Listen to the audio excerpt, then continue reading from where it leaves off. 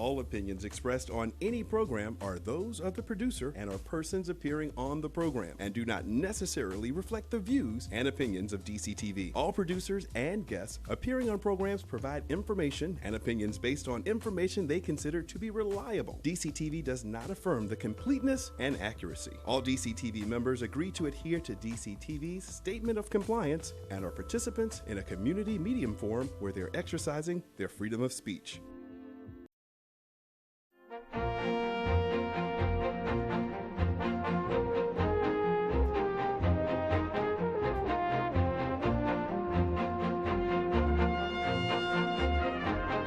Good evening. I'm your host, Karen Hudis. Welcome to the series on the network of global corporate control. Today's segment is pre-recorded and is called Yin and Yang, thanks to DCTV, to Carmen Stanley, Project Director, Maurice Jackson, Studio Director, and Cruchet Starnes, Audio and Teleprompter. As I was writing the teleprompter, a helicopter buzzed my house and 2 military helicopters flew quickly past my window. A couple of days before I wrote this, I got an email saying, "I understand there are clandestine white hat operations taking place to recruit the military in each country to arrest anyone who opposes the transition to assure a bloodless outcome to the transition." Now, I've already discredited the person who sent me this email. We're talking about a peaceful transition, and we're not talking about white hats. That's the whole point about yin and yang.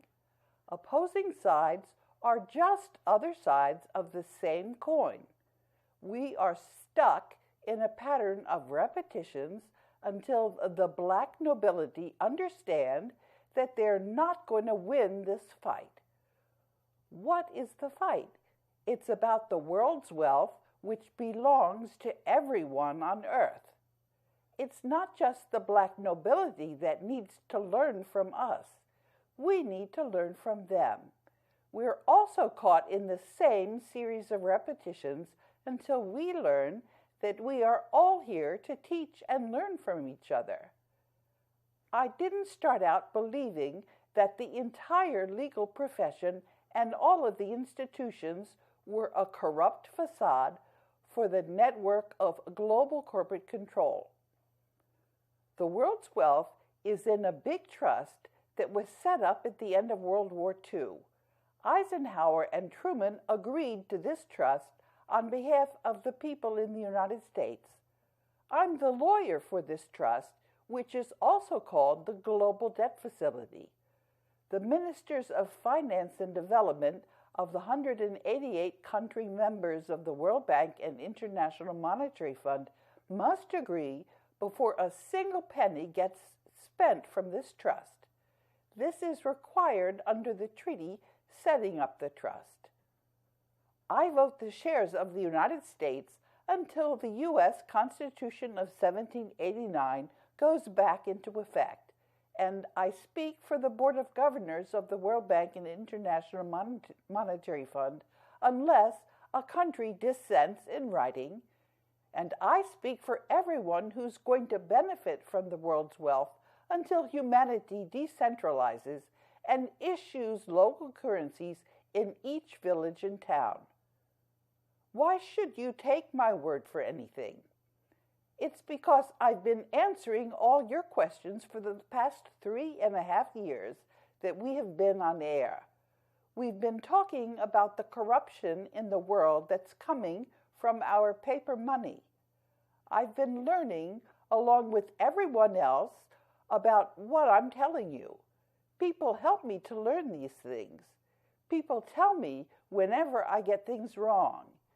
If I make a mistake in anything I say, I admit my mistake.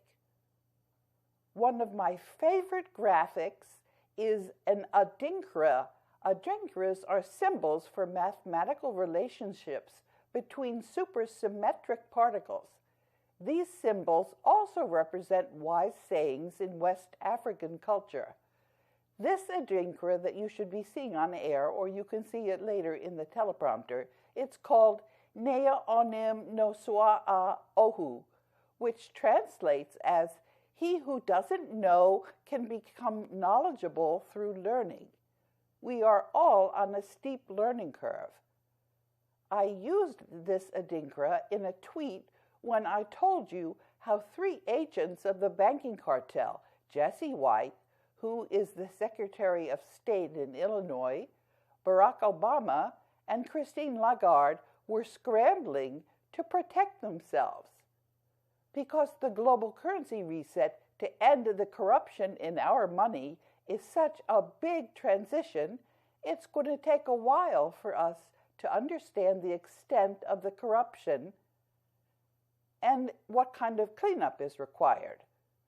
I had to interrupt my writing the teleprompter when I found out that the link to the tweet about how Jesse White tried to protect himself, Barack Obama, and Christine Lagarde from bankruptcy was broken. Naturally, I retweeted the link, and the banking cartel broke the tweet a second time. So I uploaded the document on Scribd, and I retweeted it, and miraculously the link to Amazon Web Services repaired itself. This is a signal to me that I need to explain what this all means.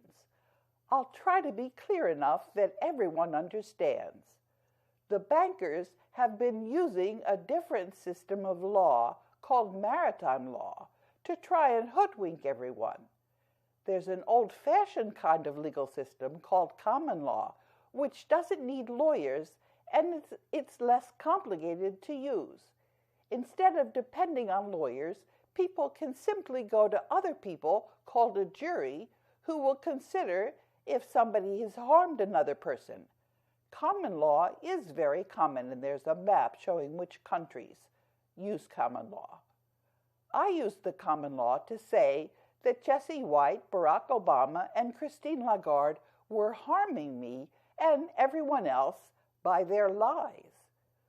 When these 3 crooks refused to answer my claims, I bankrupted them.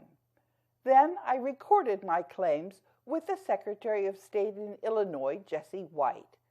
White sent me a letter threatening to arrest me, and I faced White down, calling his fake threat and saying that the claims against White, Obama, and Lagarde were valid.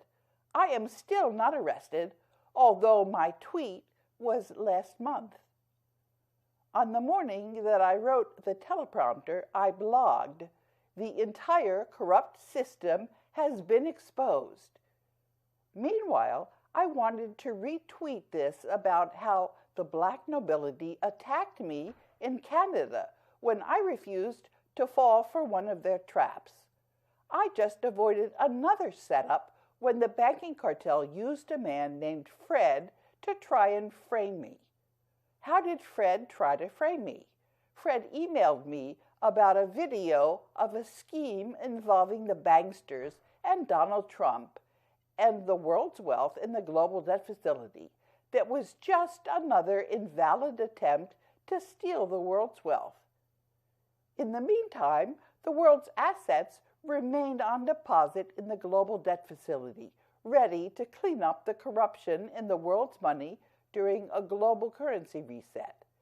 And then I signed the letter that I had put out.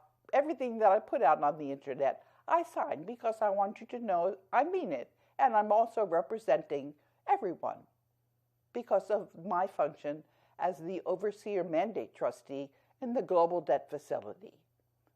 I'm getting a lot of help. As I said, it's important to learn from our enemies. That's where we can learn the most. And as an example, a Trump supporter told me that she couldn't understand what I was saying and that it was all Greek to her. Her Twitter handle is ABExchange, and her name, I believe, is Susan Huggett. I ended up having to block her because she was writing nonsense. And what she wrote, "I followed you for a couple of years. Still can't figure out what you're talking about. Last I heard, you didn't like Donald Trump because he never read your letter that his attorney gave him. I've read your letters. A few paragraphs would be easier to understand. All is repeats of Greek to me.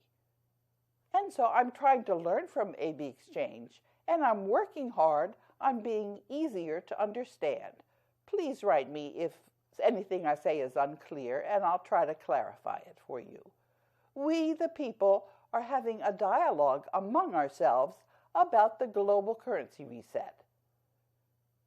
And then the video that I uploaded on December 4th, I was telling you about the United States-Japan Committee under the Status of Forces, and that this committee is going to make sure that the United States is going to honor its defense pact with Japan. This is only possible with the United States monetary gold reserves in the global debt facility. The weakness of the Federal Reserve notes in terms of gold, along with the United States National War College's accurate power transition model, this explains our coalition. And someone named Common Wonders for You replied to me and said, "Hi, Karen, you are so appreciated. Too bad more people on the street aren't tuned in. Ray, the global currency reset. Are there any other great links to follow for progress reports? Any approximate time estimates? Thanks." And so I answered Common Wonders for You. I said, "You don't seem to understand that we're on a one-way street to the global currency reset. Think about a network. The people are reaching out to others." And then Common Wonders for You replied and said, "For many of us that simply need to take care of loved ones to live, we hope for the global currency reset, irrespective of the Fed cartel, etc. Is there a hope for the millions holding foreign currency that it will revalue in our favor? Thanks much." And you understand currency is going to be exchanged for gold. So no, if you don't live in a country, you're not going to get to play around with that other country's currencies. So I said no. I said, take care of loved ones using local currency or currency issued in your own country. And then I wrote, another invalid attempt to steal the wealth of the world in the global debt facility. Controlled opposition now admits that the military powers of the world are backing the global currency reset. And I said on the internet, dear people, Fred Pulver sent me an email that disclosed an invalid attempt to steal humanity's wealth in the global debt facility. I told Fred that humanity's wealth remains in the global debt facility.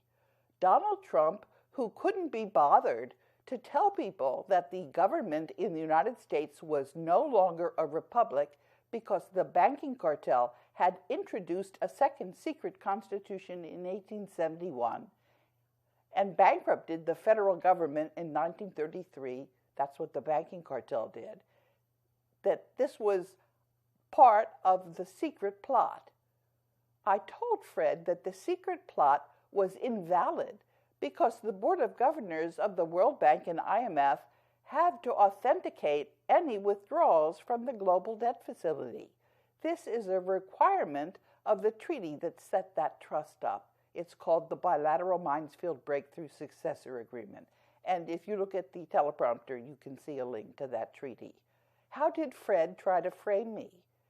He made it seem like we were in a cahoot, a scheme to cover up our correspondence. He wrote me, Karen, please let me know what information you would like me to post on my Facebook pages, which have several thousand members, and which information you would like to remain strictly confidential so I can comply and keep you from unwanted exposure. Thank you, Fred. Unwanted exposure? That was when I put all of my correspondence with Fred on the internet and told good old Fred that I didn't agree at all with what he was writing about helping to keep me from unwanted exposure. And this is what I said to Fred in my email. Fred, I'm an open book. Now that you put it this way, I'm disclosing everything. In an earlier email, I asked Fred whether he wanted me to disclose his identity. Fred became a public figure when he started characterizing our correspondence as a big secret. It wasn't. And I'm going to read you from an earlier email that I wrote to Fred. Fred, this is totally invalid without the approval of the Board of Governors of the World Bank and IMF, which they don't have, because Fred had sent me, he said that he had seen a video which would have stolen the world's wealth. And I said it couldn't steal the world's wealth because the Board of Governors have not authenticated everything, and that's the requirement. And then I said to Fred, everything you're telling me is just desperation on the part of the banking cartel and ineffectual. Do you want me to reveal your identity? I can't publish what you're telling me now without revealing your identity. These items remain invalid whether or not I post my response. And Fred's claim about the military powers being on board with the global currency reset to end the corruption in the world's money system is true. But what Fred wrote isn't true. Fred wrote, I understand there are clandestine white hat operations taking place to recruit the military in each country to arrest anyone who opposes the transition, to assure a bloodless outcome to the transition. We're not talking about arrests. The criminal justice system is corrupt. We're not talking about martial law. The military powers are there to ensure there's a peaceful transition. The rest of what Fred Pulver wrote was meant to try and confuse people. Fred is controlled opposition. What Fred tried to do to confuse everybody has backfired. Anything that the banking cartel tries to do now that a critical mass of people are involved in the global currency reset is going to backfire. All that Fred has accomplished is to convince more people. I've been following the National War College's accurate power transition model as a blueprint. This accurate model is telling us that a critical mass of humanity is aware of the corruption in the world's currencies. A couple of weeks ago, I put a copy of that article in my social media, and I'm also putting it at the end of the teleprompter. The unconstitutional Federal Reserve note is simply an imposter. The United States dollar is alive and well and living here in the global debt facility. What I'm trying to say is that the gold that belongs to the United States and belongs to each and every country means that we're not going to have a crash of the paper currencies. We're just going to take our sweet time as everybody organizes themselves, and it may take a very long time, but we don't have to rush because all of the military powers are on board and they're waiting for people to take back their governments from the banking cartel. One more point in my teleprompter for today's segment. I'm going to get in the way of the global currency reset if I try to substitute my judgment for the judgment of we the people. The sock puppets in YouTube have been asking me to come up with solutions to big problems, like how to return the property that the bankers have stolen. That means your cars, your houses. You don't have title to them because the titles that you've gotten are not real titles. In the case of cars, they're just a statement on paper. They're not real titles. The real titles, they're with the bankers. I recognize that this is a trap, and I asked people, and I'm asking you now today, to let me know if I'm allowed to use the power transition model to see what solution people have in mind. And let's stop scrolling for a minute, and I'll explain how this model works. The way it works is you find expert or many experts to try and tell you their position, and then you figure out how powerful those opinions are, the people that hold them, and then you try to figure out how important the issue is to the people who you're putting in the model. They're called stakeholders, and then you crunch the numbers, and this predicts where the coalitions are, and that's how we know that there's a big coalition in the world to take back our world from the bankers, because nobody wants the bankers to have their property titles. They want their own titles. The question is whether we can go ahead and return the titles to the people before people have decentralized, so that we don't have to sit and wait. And how are people going to decentralize? All of the villages and towns are going to be issuing their own local currencies, and then they're going to use this decentralized structure to reconstitute themselves. In the case of the United States, we already know how to get our Constitution back in effect. That's through the Article 5 Convention. But in the other countries, people are going to have to sort out how they're going to reconstitute their government, because every single government on earth now has been replaced by a corporation. And that means that the decisions that people take are irrelevant, because the corporation is going to take the decision for you. And we saw that this was the actual case in a study that Gillens and Page did. They went to see whether the U.S. Congress was taking the opinion of the people into account when they were legislating. And they found out that all that the Congress is looking at is what the rich people want. And then they'll possibly take those opinions into account, because every single member of Congress is corrupt. Okay, now I'm going to continue with the teleprompter. I'm going to ask you to let me know what you think, and whether we have to wait until there's decentralization to return the title to your property, or whether we can figure out a system that approximates what people want by using an accurate power transition model. And we can try it out. You just have to tell me what it is, the way that we're going to do this, because I'm not here to substitute my opinion for the opinion that people have. That's the question I'm asking for your guidance on. And there are other issues that are going to pop up before we've decentralized, and we're going to have to decide whether we're going to wait until humanity has decentralized or not. Remember, the bankers have stolen people's land and cars and other property to pay bogus country debt. There is no country debt. The bankers owe us over $2 quadrillion, and that's much more than the amount of country debt. Okay, now the rest of the time I can spend just talking to you. I'll give you a preview of the other two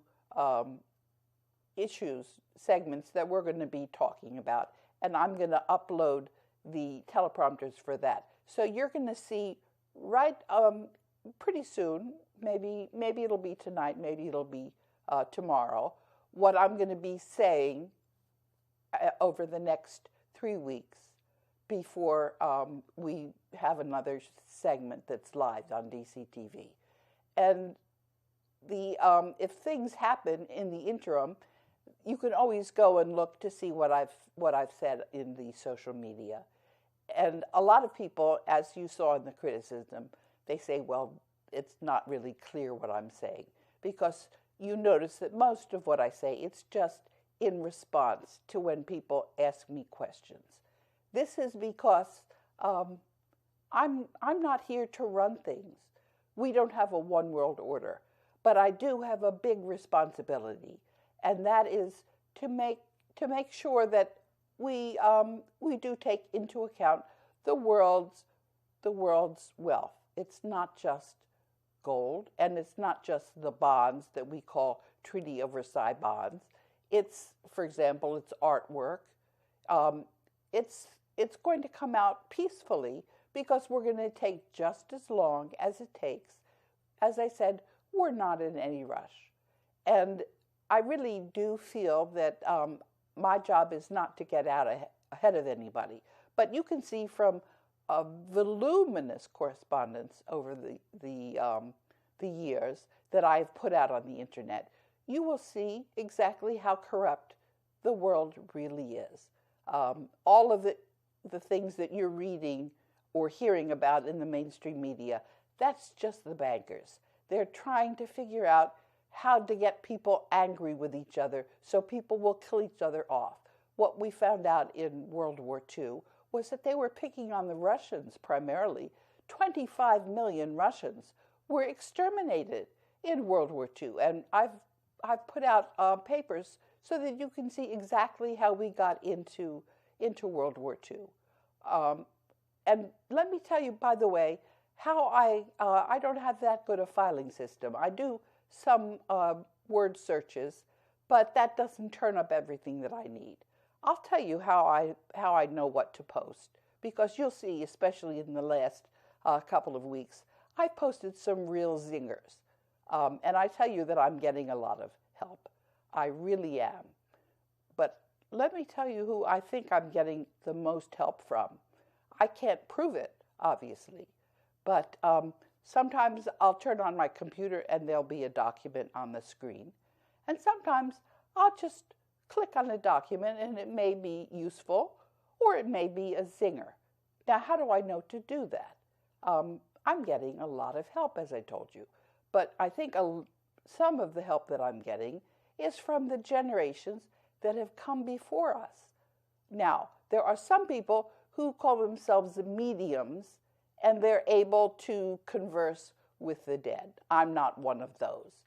But I have had a couple of experiences where I do feel that in a vague sense, maybe I'm taking them into account.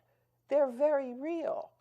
There are some cultures, for example, in Ghana, where people think that their ancestor is sitting on their shoulder.